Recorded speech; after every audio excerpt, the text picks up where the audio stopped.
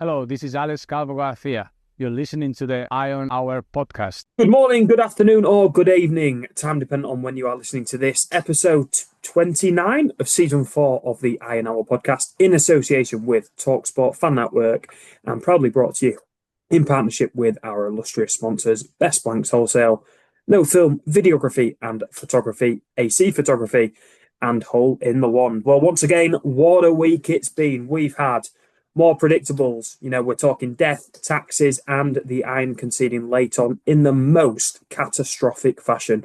It's been a big week for big news. Scunthorpe signed former EFL striker Aramide Ote. I've given it a good go. On non-contract terms, we take on a fifth goalkeeper of the season. Phil Foden racks up 32 FPL points in 5 days. Joe Root scores a maiden ton in Australia. And the UK-Norway form a naval alliance. Who knew? And the people are asking those all-important questions. Why can't we defend after 80 minutes? Is there enough money left in the transfer kitty for another sign-in? By the time this goes out, will the test match be over? And of course, why hasn't Scunthorpe answered the questions around their fruity Christmas tree chocolate range? And the big question, was Max Bell really employed once upon a time by Pizza Hut purely to source cucumbers? Well, we have that, all of that, and much more on this episode of the Iron Hour podcast. Right now, joining me is Just Max. Just Max, how are you doing? I mean, all the better for you. Solely to procure cucumbers, I think would be harsh. But I can assure you that I did occasionally have to go across to Tesco and buy cucumbers for Pizza Hut. I think I can say that now that it's closed down, not revealing any state secrets there. No, I mean, I have it on good authority. You was employed with the sole purpose of procuring cucumbers. Well, it was a weird story, but I've run with it. Right, Max, it's been an interesting week. There's two ways of looking at this. We lost a game on Saturday we should have won, or we won a pointless bounce game on Tuesday night. What says you? I mean, what a choice there. Certainly on Saturday, I thought it was a game that we should have got something out of. I mean, the conditions did make it quite difficult for both sides on the last 25 minutes, but yeah, not as difficult as it was for the supporters. I actually thought we were quite positive going forwards. To say that we were missing Ewing and Roberts and Whitehall, I thought both sides had a bit of the same disease, which is that when they had the ball at their feet, they looked quite threatening. But at the other end of the park, I thought both sides looked quite shaky defensively. So the fact that we got to what, maybe 87, 2-1 in front, to not come away from that game with anything, I think is particularly disappointing. The fact that it was 4-2 doesn't necessarily bother me. It's the third goal that I was very, very disappointed with. I think, like a lot of Iron fans. Well, the consequence of us recording this so late in the week as we do is that a lot of the fear and emotion has died down from Saturday, as is often the case, whether it's high or low. Now, this week was particularly potent when it came to the reaction on Saturday night. I think it was vindicated, wasn't it? I mean, in terms of the reaction being vindicated, go on. What do you mean by that? What's you thinking? Yeah, I'm seeing a lot on social media about the fact that this is becoming a little bit of a curse, particularly when it comes to the winter time. We'll dig into that in just a moment because I've prepared something. But I mean, it's been so frustrating of late, and I feel like we're hiding behind the excuse of, well, we're outperforming where we thought we'd be. We're out exceeding our expectations. So I would say both things can be true simultaneously, can't they? I think curse is too far. In the context of this season, however, I do think it has become a little bit of a trend. Obviously, conceding late goals. Had the Altrincham game come off the back of a victory over Braintree, then actually I think people would have been a lot more philosophical. But to only take 1 point from two games in which both of the games we were leading after 85 minutes. Look, that's not good enough. I don't think that's too controversial. Butler is a good centre half. Will know that you've got to do a better job of seeing out at least one, if not both of those games, and you would be disappointed with that, no matter where you are in the table. But then equally, look, we are still overperforming where we thought and hoped we would be. I think it's important to not overreact in those situations, whether you're players, fans, managers. You just have to work out right what hasn't worked quite as well in the last 6 weeks compared to the earlier on part of the season, and how can we redress that, and whether or not that's tactical setup, whether or not that's personnel, whether or not that comes back to a question you mentioned earlier in terms of, is there a little bit of cash left in the kitty for the transfer market, and if so, what area of the pitch do we want to prioritise? Those are lots of questions for Butler, for Schofield, and for the board as well at this moment in time. But I think they are questions which can be answered. The goalkeeper situation this season, we've fielded numerous goalkeepers. We've signed a fifth one now. Rory Mahadi seems to play higher than Peter Crouch on a trampoline. Do you think it's working out? I would say broadly. I mean, what you were getting at there was obviously the fact that he went up for the corner in the last. No, not some. Listen, I like Butler.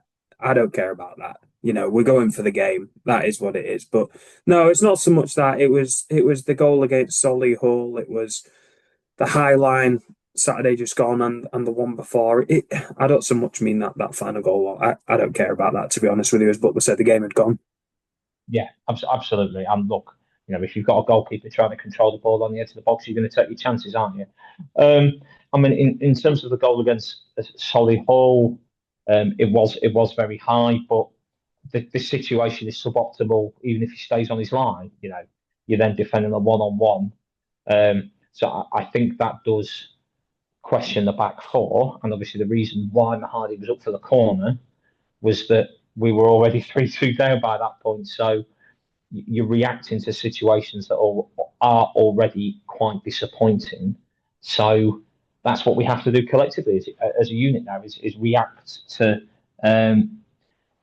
situations we're a little bit frustrated with. But I am genuinely a big believer in looking forward. We've got, what I suspect will be quite a tough game against Tamworth on Saturday, but they're not the kind of side who play those kind of long balls into the channels. They're looking to squeeze the space. They're looking to push up. They're looking to threaten you from set pieces. They're looking to keep things compact out of possession, particularly away from home. So how we prepare and respond to those very specific challenges, I think will be quite specific. And particularly Mahadi, he's going to have a lot of aerial pressure. He's going to have a big job in his hand. He's going to have to come for crosses. He's going to have to come for corners. He's going to have to come to free kicks and have a really good, strong working relationship with that defensive unit. So, yeah, looking forward to the Saturday night game still, just about.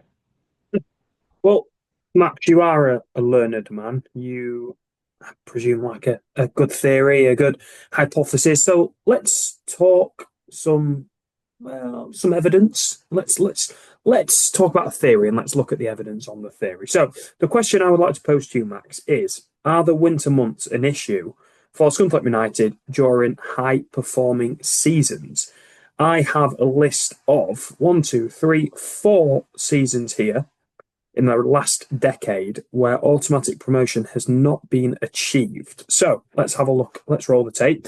2016-2017, Scunthorpe started November top of League One with 34 points from 16 games, averaging 2.13 points per game. Over the next 16 games, they amassed 26 points, averaging 1.63 points over that period, a reduction of half a point over the winter. We'd already dropped at that point to 5 points behind the leaders, and ultimately, as we know, we failed to gain promotion that season, finishing in third place. So you got 16-17. So a couple of points about 16-17. Obviously, you mentioned the fact that we were top at the start of November. Sheffield United did win the season that year, did win the league that season rather with 100 points. So I don't necessarily think anybody expected us to win the league. I think it's well documented that there was very specific off-field issues in terms of 16-17 players with contractual disputes, for want of a better phrase, with the then owner Peter Swan. We needed a centre half, in my view, in that January transfer window. We didn't get one. That for me, that season is very, very specific, I think. Okay. Season later, 17-18, Scunthorpe ended the year in 4th place with 46 points from 25 games, averaging. No, we didn't. We finished 5th that season. Yeah, that's right. Okay. No, I said finished the year, ended the year. Oh, sorry. I thought you meant the end of the season. Okay. Yeah, that's okay. You can tell we're not scripted.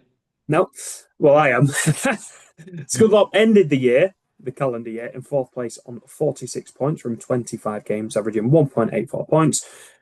By the start of spring, we had 58 points from 37 games, so that is obviously just a 12-point increase across those 12 games, meaning we'd average just 1 point per game during that late winter into spring period, which is obviously a reduction of 0.84 points over that period.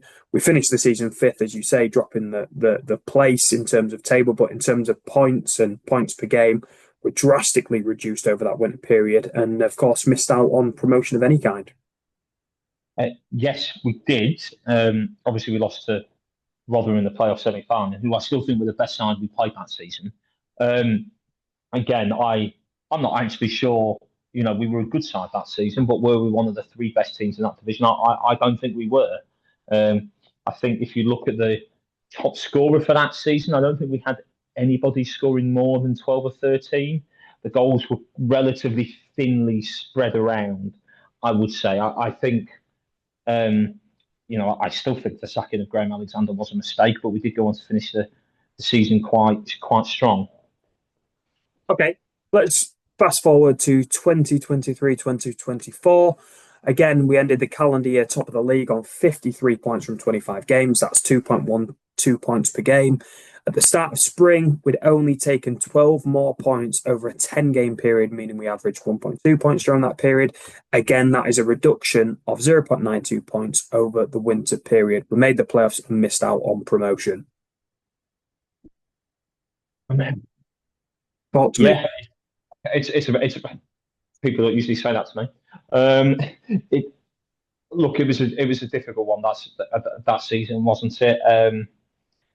Again, I mean, where do you think it went wrong? You pitch it to me in terms of that season.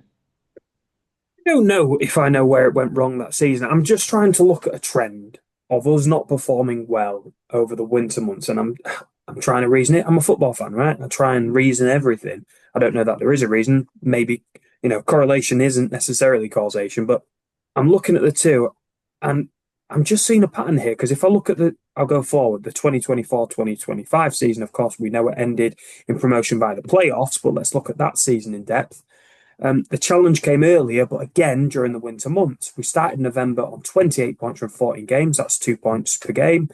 By the 18th of January, we're down to 5th with 45 points from 26 games, meaning we'd accrued 17 points in an 11-game period.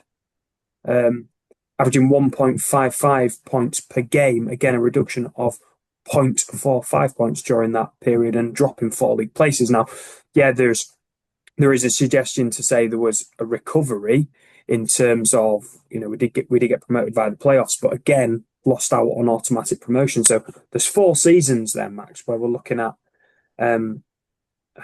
us having a poor winter, arguably over different months. But is there a pattern here? I mean, there is a pattern, but why is there a pattern?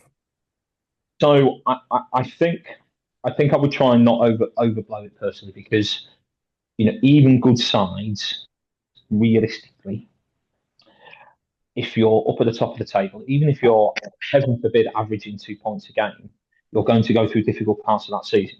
I think of the 2006-07 League One promotion winning campaign. We got 91 points that season, so just under 2 points a game. Whereas I compare that to the 23-24 season, that wouldn't have got us promoted. That wouldn't have come close to getting us promoted, really. We'd have finished 9 points behind Sheffield United in 16-17.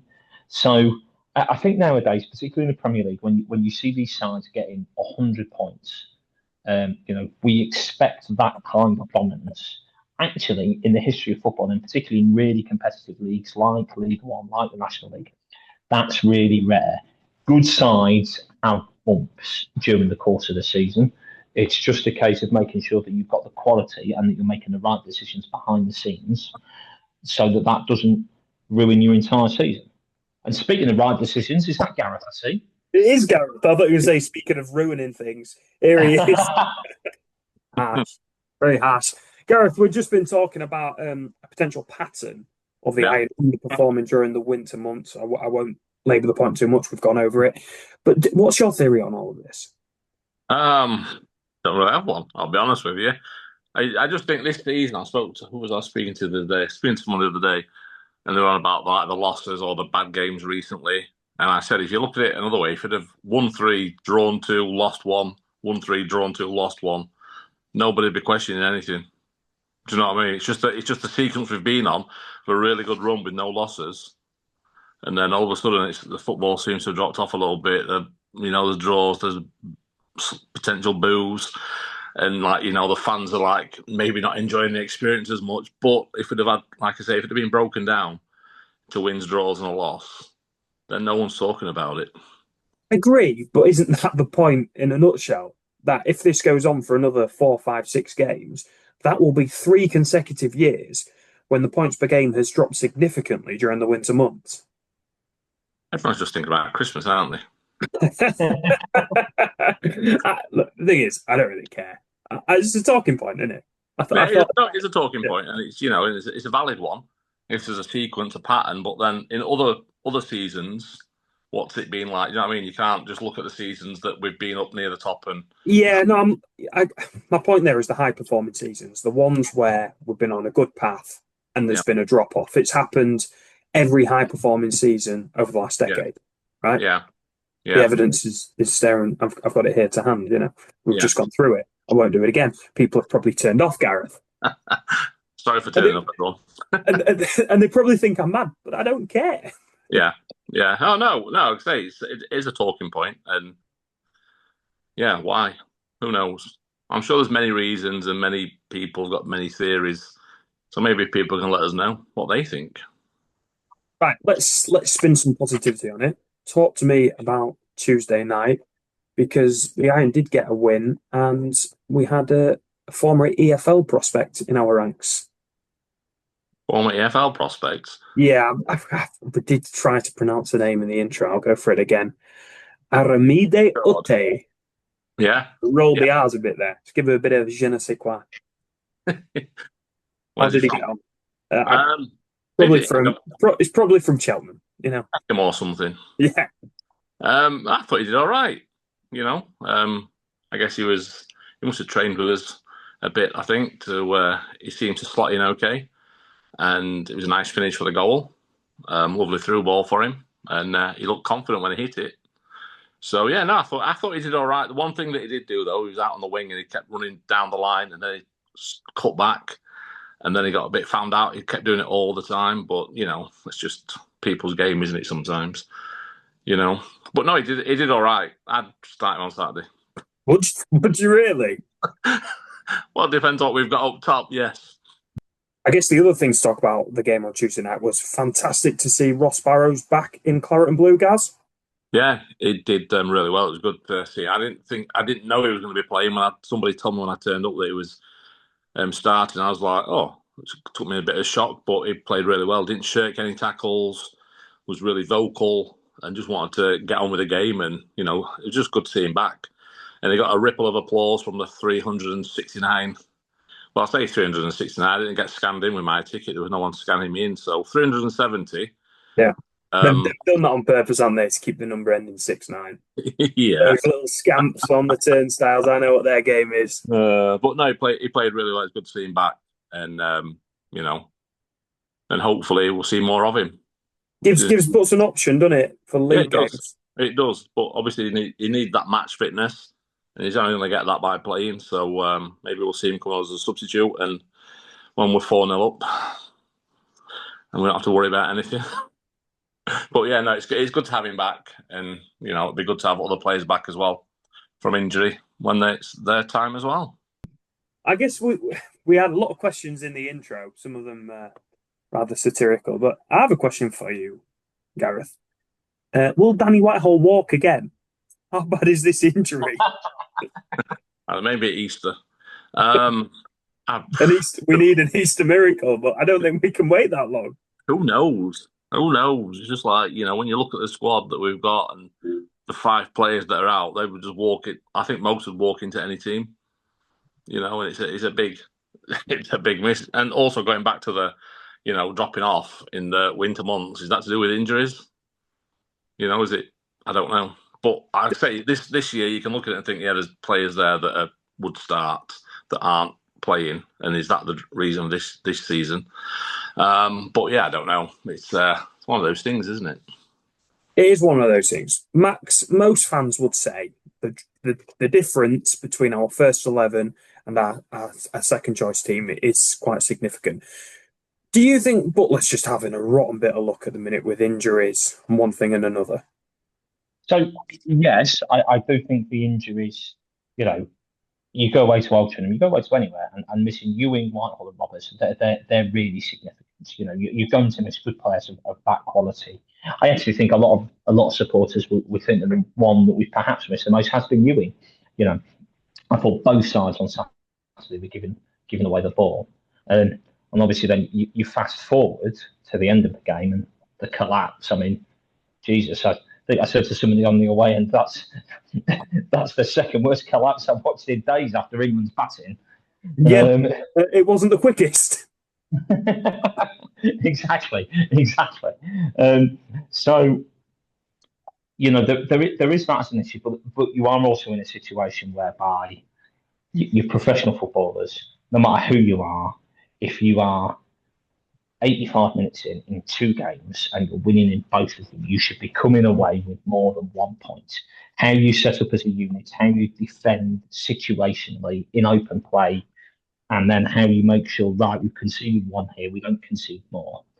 They do have to do better in terms of that situational football to make sure that they're not repeating past errors. So that's something that I hope they're very much looking into, and I hope that they're correcting. And yeah, like we said, big game against Tamworth on Saturday.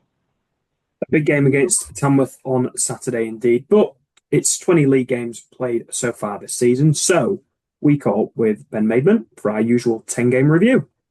Well, we've had another instalment of 10 games, as is customary at this point. We get on our servant of the fan base, Ben Maidment, for our regular 10-game review. Ben, we've played 20 league games so far this season. The Irons sit in 6th place on 37 points. We've had 10 victories, 7 draws, 3 defeats, sitting 4 points above 8th place Hartlepool, just outside the playoffs, and 9 points now behind the leaders, Rochdale. But before we get on to all of that, first of all, as I'm sure every Iron fan is wondering, how's your dad getting on? Yeah, not too bad. Still much of the same at the minute. Hopefully, he was at the Aldershot game, so I was delighted to come away with that when we won. So yeah, hopefully we'll get into a few more later on in the season when it warms up a little bit because it gets quite cold for him over there in that stand. But yeah, he's doing all right, thank you. Good stuff. Right then, let's talk football. Let's talk the Iron. We're currently in the playoff spot. The season started. Did you expect such high acclamations? Not at all, no. I think, well, definitely along with Butler, I just wanted to consolidate in the league and stay up. So to see where we are now, albeit for a couple of poor recent results, yeah, we're delighted to be where we are, to be honest. What does he do then? What does Andy Butler do? Does he stick or does he twist? Do we roll the dice and look for that potentially even automatic promotion spot, but really try and secure that playoff spot? It's a hard one, isn't it? You'd like to think now with the position that we've put ourselves in,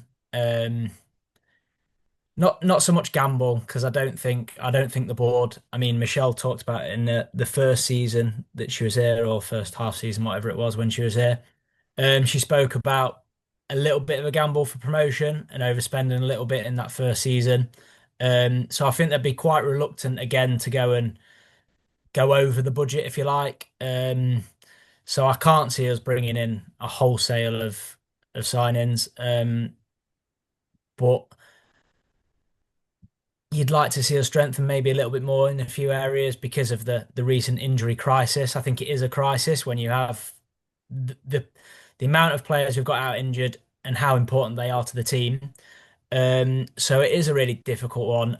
Butler, no doubt, would want to go and spend and strengthen like any manager would want to, but also you've got to weigh that up with do we spend? It doesn't guarantee you getting out of the league. So it is a really difficult one. Right, let's say the owners look behind the sofa, they find a big pot of cash, which they didn't know they had. They go up to Mr. Butler and they say, look, here's 50, here's £75,000 you weren't expecting, fill your boots. What does he do? What positions do you think he targets? I think we're definitely short at centre half. Once there's a suspension or there's an injury like there is at the minute to Will Evans, we're definitely short there. Although Horton has done a good job of covering there, he doesn't always fill me with confidence as a centre half because he's not naturally a centre half, although he has done a very good job there. So I think that's definitely a somewhere where we could look definitely to strengthen. Um, and you need a front man if Whitehall's not firing or if Whitehall's injured. Although we have picked up the trialist that played last night, I can't remember his name, but and he scored. So maybe it's difficult because you, like you say, if they're going to find money down the back of the sofa, realistically, are they going to go out and spend? But I don't think so. Maybe not. Well, Ben, I'd like to know, do you think this speaks to a traditional journey of fans and their expectations? Because the season starts, we're all there saying, we'll take security, we'll take survival. Now we're in a position and suddenly we all want more. Suddenly we all demand that little bit extra. We want that extra 10%. Is there a point where we have to accept reality and say, look, we've exceeded our expectation, let's just be happy? Or is that naive? Are we in a golden opportunity here and it's foolish of us to squander it? I don't think you can ever just sit on. You can just sit on it and say, "Yeah, we're happy. We'll take this. What?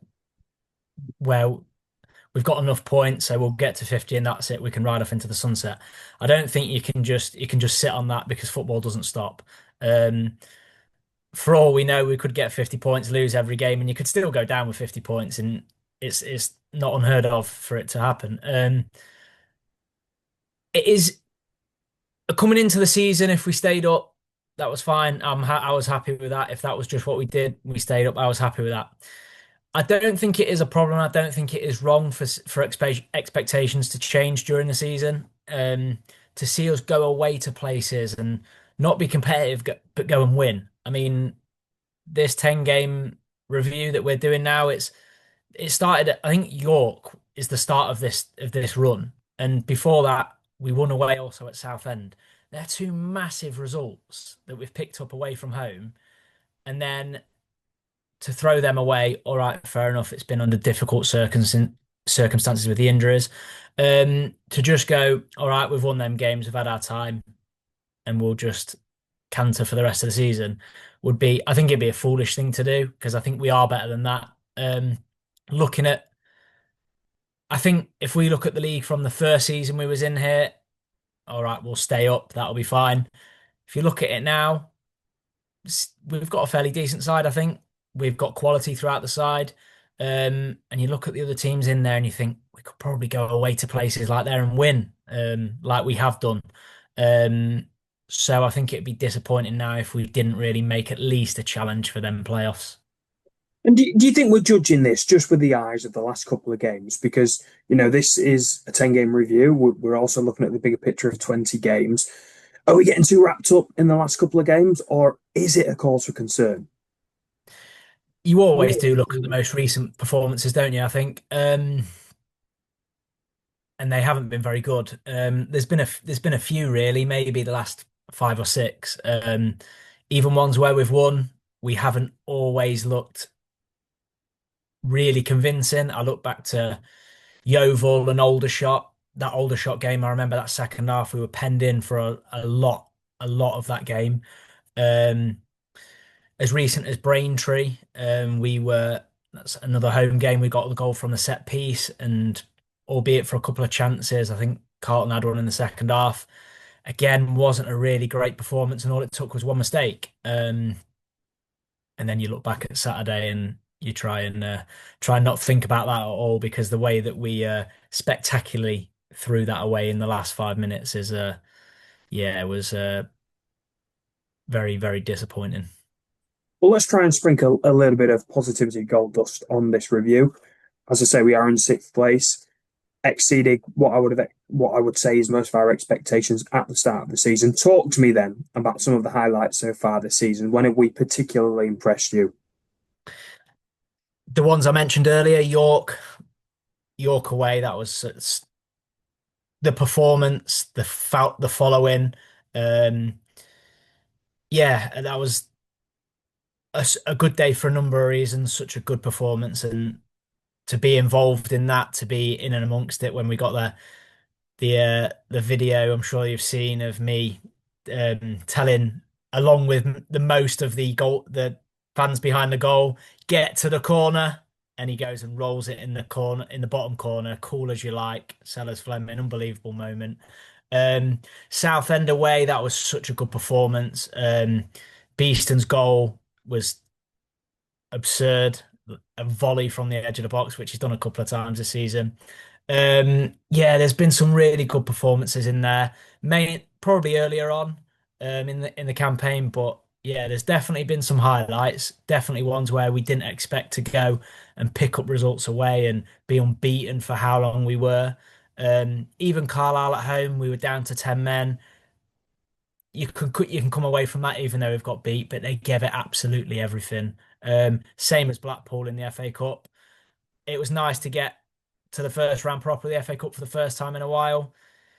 And that one, you look back at it a little bit disappointed, but you think they gave it absolutely everything. So yeah, there's definitely some highlights in there. Well, should we finish this off the way we always finish this off, Ben? I would like to ask you now to give the last 10 games a rating out of 10. Then, when you've done that, give us the full 20 game package a rating out of 10. The last ten's hard because York is the first of the 10. So you think if you look at that, it's amazing. And then you look at the other side of it, Saturday is the 10th one. So there's a massive flip there, isn't there? 4 wins, 3 draws, 3 losses. I think I've got it down as. I've done my homework. Scored 14, conceded 11, and 15 points out of a possible 30. I think that's right. Don't hold me to it. It's not bad, but it's not amazing. You'd probably think in there somewhere York would probably lose that one, and you'd flip it for a win at Altrincham. Um, It's average 15 out of 30 points is average 6 out of 10. 6 out of 10. Well, there you go. Thank you very much for coming on, Ben. And I guess we'll see you in 10 league games. Hopefully. Okay, that was the segment with Ben. Great to hear the news about his dad. He's coming on nicely. I mean, we've said it so many times before. The thoughts of every Sunderland United fan and the INL podcast are with Martin as he continues his recovery. So we continue to send our best wishes to Martin, Ben, and the whole Maidment family. Right, Max, interesting to hear what Ben had to say there in terms of what he was rating it out of 10. I mean, the start of this 10 game sequence, it begun with, as Ben alluded to there, the victory away at York, and it's ended with the defeat away to Altrincham. Two performances which couldn't be any more different in contrast. How do you think we've got on over the last 10 games? I mean, I think you and Ben summed it up very well there from in terms of, a real high, the victory away at York. And even I think of games like Yeovil at home where, okay, you're not at your best, but it's still the sign of a good side to win when you're not playing well. But you don't get any more points for beating the side more comfortably. So, look, it has been a mixed bag, but if they can just keep going, I really do think that the playoffs would be an absolutely phenomenal achievement. Arguably, a bigger achievement than last season. When you compare to some of the opposition that we've been playing, just how competitive everyone knows the National League is. And look, obviously, we've won 10, drawn 7, lost 3. We are not losing lots and lots of games. So we just have to try and put ourselves in a situation whereby, look, when we're in front in games, we see them out. When we're leveling games, we see them out. I mean, I'm not as necessarily worried about comparing our record to other sides, but there's a long, long way to go yet, and I'm sure this season will have plenty of twists and turns. Well, there may yet be a twist and turn on Saturday as the Iron host Tamworth. Late kickoff it is, and we preview the game with our spy in the camp, Dave. Well, for 2 weeks in a row, we have our Spy in the Camp segment, and joining me this week is Dave Brown, who is the photographer down at Tamworth for the Tamworth Herald, and also does a little bit for non-league as well. So it's great to have you on this week, Dave. Thanks for joining us. How are you doing? Yeah, not too bad, thank you. Did I get all your introductions, all your titles right? Yes. Perfect. It's almost like we just discussed it before we started recording. Anyway, great to have you on, Dave. Let's talk Tamworth then. So, a team that was promoted as champions just a couple of seasons ago into the National League, and a real thorn in the side of Scunthorpe United. What's it been like since gaining promotion? Absolutely brilliant. I mean, the players do well. Andy Peaks has got them really grounded, so they don't get off on the higher horse, and he keeps them feet firmly to the floor, and they do what he asks them to do. We hear a lot about Andy Peaks, obviously a successful manager. What's he like? Have you had much interaction with him? Oh, he's a great person. When you get to know him, he's a really nice person. Yeah, that's kind of the vibe that you get from him. So let's talk Tamworth then. Currently sitting in 12th in the league table, so fair to middling. Is that kind of what you would have expected? Well, what we said last season was if we stayed in the league, that would be fine. But we went more above that. We ended up in about halfway in the league. 10th, I think it was 10th we finished. And again, we've said the same for this season. And again, we're still doing what we were doing last season, which is good. Just talk us through last season then, Dave, because I might be wrong, but off memory, you got off to a pretty bad start, managed to recover it at the end. Is that right? Yeah, we did. We started off not really that good, but then once we got into it and knew what the league was all about, we just seemed to keep getting points on the board as you need to, and winning games, and it was really good. Of course, you had the FA Cup fixture against Tottenham as well. Yeah, that was good. Obviously brought in a lot of fans and what have you. Unfortunately, Tottenham had to get the big guns in it on extra time to actually beat us. But to end up at 0-0 after 90 minutes, and almost in the 90th minute, we actually could have scored. It would have been different, but unfortunately, it didn't happen. We went to extra time, and they brought on their big players and went and won it. But we weren't disappointed by any means. We was actually quite proud of the lads of what they did, what they achieved. Yeah, slightly off topic then. Do you think the FA Cup's getting a little bit devalued? No, I don't actually.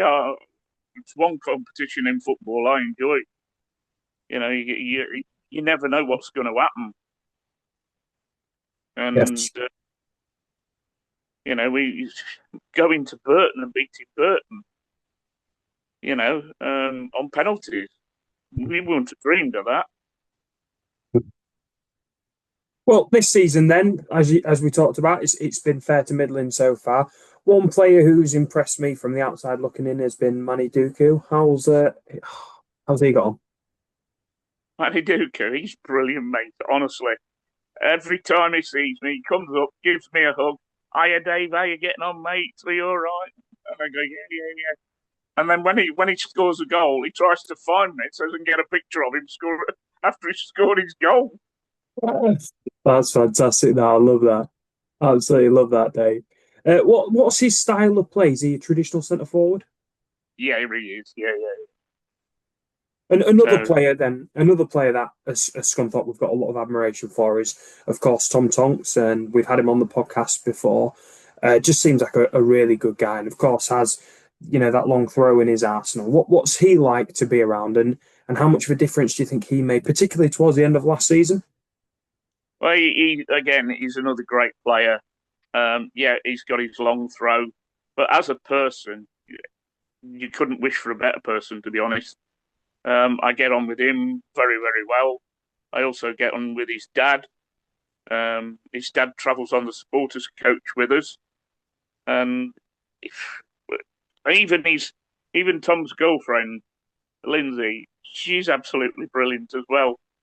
And they come into the clubhouse after the game, and they'll come and sit with you and talk to you and do, and obviously Tom don't have a beer, but he'll sit and have a drink and he'll sit and chat to you. No, so yeah, we all love him at Tamworth. Yeah, I can understand why.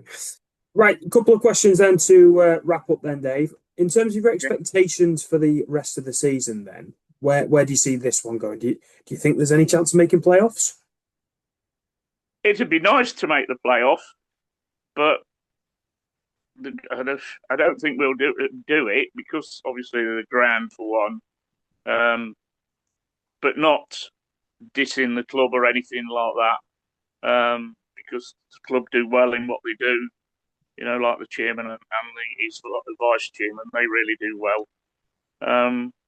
But just to stay in the league, basically, keep up with the big guns, them that used to be in the Football League, and play them and try and beat them. Of course, the season kicked off with Tamworth hosting Scunthorpe United, and Scunthorpe were able to get the 3 points that day. Do you think there's been lessons learned from that, from a Tamworth perspective? Probably, yeah, I reckon so.